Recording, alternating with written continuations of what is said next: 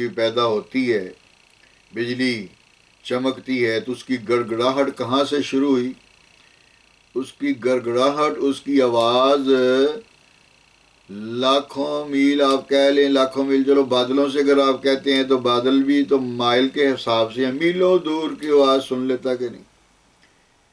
اگر آسمان پر بجلی چمکے تو آسمان تو پھر اور زیادہ اوپر ہے، کیونکہ بجلی بادلوں کے گرجنے سے چمکتی ہے، رب کا نظام ہے، نیگیٹو پازیٹیو، اس میں کرنٹ رب نے رکھا ہے، جب آپس میں ملتے ہیں تو وہ کرنٹ گرج پیدا ہوتی ہے، لیکن میلوں دور سے آواز آتی تو ہے نا، کان سنتا ہے کہ نہیں سنتا؟ میلوں دور کی آواز کان سن لیتا ہے، اس میں سننے کی طاقت کس نے پیدا کی ہے؟ اب کان ہے لیکن بندہ سن نہیں سکتا، کہتے ہیں یہ بہرا ہے، بندہ سن نہیں سکتا۔ یہ کس نے طاقت پیدا کی اور کس نے طاقت نہ دی؟ وہ اللہ تعالیٰ جل شانہ ہے، نشانی اللہ تعالیٰ خود فرما رہا ہے والابصار، اور آنکھ کس نے بنائی ہے؟ آنکھ کس نے بنائی ہے؟ آنکھ ایک ایسی چیز اللہ تعالیٰ نے بنائی ہے کہ ہر آنکھ کے اندر ایک ڈیزائن ہے، نقش و نگار ہیں، اور وہ ہر آدمی کے مرد عورت کے جدا جدا ہیں۔ اللہ اکبر، کتنی بڑی چیز ہے۔ انسان کے بدن کے اوپر یہ جو بال ہیں نا، سر کے اوپر بال ہیں، تو یہ بالوں کے اوپر بھی اللہ تعالیٰ نے ایک ڈیزائن بنایا ہے، جس طرح سانپ کی جھلی کے اوپر، سانپ کے جلد کے اوپر ڈیزائن نہیں ہوتے، اسی طرح ہر بال کے اوپر اللہ تعالیٰ نے ایک ڈیزائن بنایا ہے، اور وہ ہر آدمی کا مرد عورت کا جدا ہے۔ اللہ اکبر، آنکھوں کا ڈیزائن جدا ہے، اور جناب بالوں کا ڈیزائن جدا ہے۔ شکلیں اللہ تعالیٰ جل شانہ نے اربوں لوگ پیدا کیے ہیں، ہر ایک کی شکل جدا ہے، کوئی نہ کوئی چیز اس میں فرق ہے، نہیں ایک جیسی شکلیں ہیں۔ تو اللہ تعالیٰ فرماتا ہے کہ یہ کان، آنکھ اور دل کس نے بنائے ہیں؟ وہی ہے جس نے تمہیں پیدا کیا اور تمہارے لیے کان، آنکھ اور دل بنائے۔ قلیلا ما تشکرون، کتنا کم حق مانتے ہو۔ قل هو الذی ذراکم فی الارض والیہ تحشرون، تم فرماؤ وہی ہے جس نے تمہیں زمین میں پھیلایا اور اسی کی طرف اٹھائے جاؤ گے۔ وَيَقُولُونَ مَتَى هَذَا الْوَعْدُ إِن كُنتُمْ صَادِقِينَ، اور کہتے ہیں کہ یہ وہ وعدہ جو ہے وہ کب آئے گا، اور کہتے ہیں کہ یہ وعدہ کب آئے گا اگر تم سچے ہو۔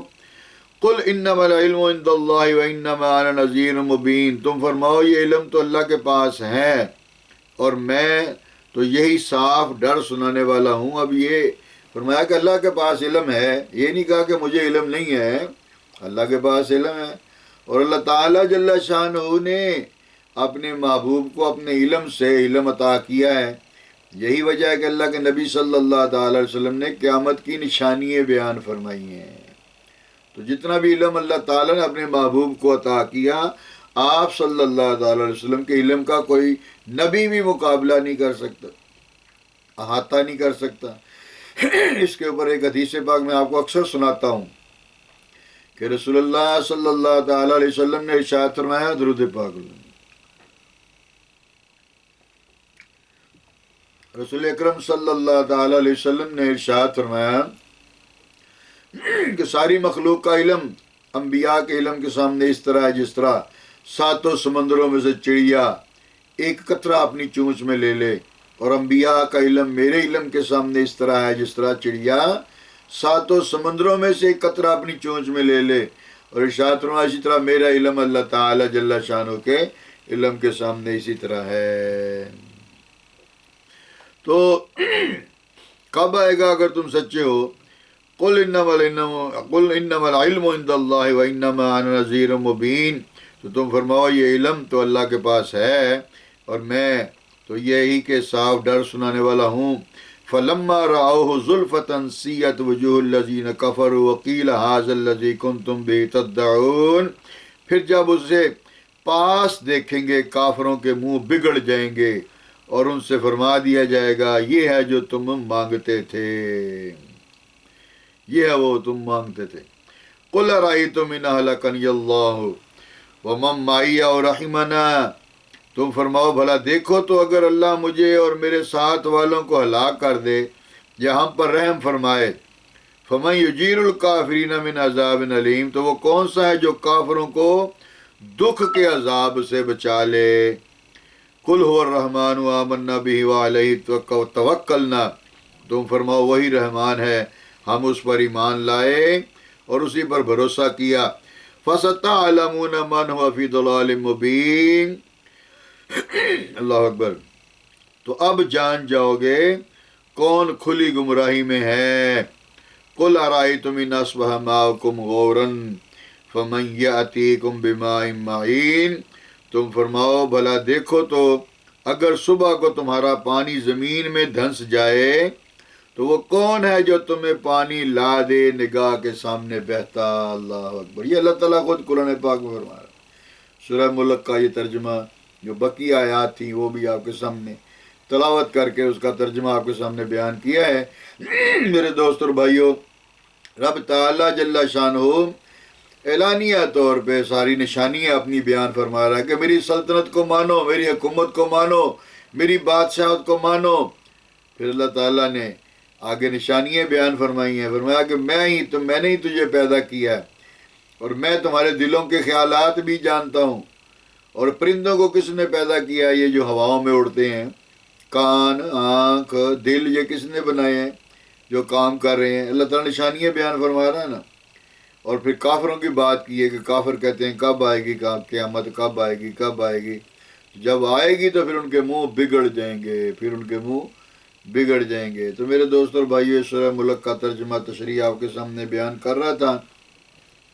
یہی موقع ہے، جو فرما بردار ہیں وہی کامیاب ہیں، اور جو نافرمان ہیں تو پھر اس نافرمان میں جو اللہ تعالیٰ کے حکم کے سامنے اپنی مرضی چلاتا ہے، اس میں اور کافر میں کیا فرق ہے؟ کافر بھی تو اللہ تعالیٰ کے حکم کے سامنے اپنی مرضی چلاتا ہے نا۔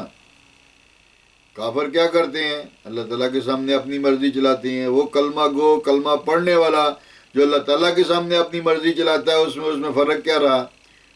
صرف یہ کہ وہ اس نے کلمہ پڑھا اور اس نے کلمہ نہ پڑھا۔ تو کلمہ پڑھا لیکن اپنی مرضی کرتا ہے تو پھر کیا ہے؟ پھر نافرمان ہوا۔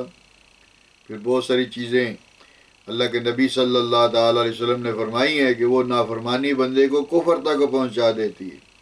تو میرے دوست اور بھائیوں، بھلائی اسی میں ہے کہ اللہ تعالیٰ جل شانہ کی قدرت کاملہ، اس کی سلطنت، اس کے حکم کو مانا جائے، اور وہ ساری چیزیں اللہ کے نبی صلی اللہ تعالیٰ علیہ وسلم نے عملی زندگی کے ساتھ ہمیں بیان فرما دی ہیں۔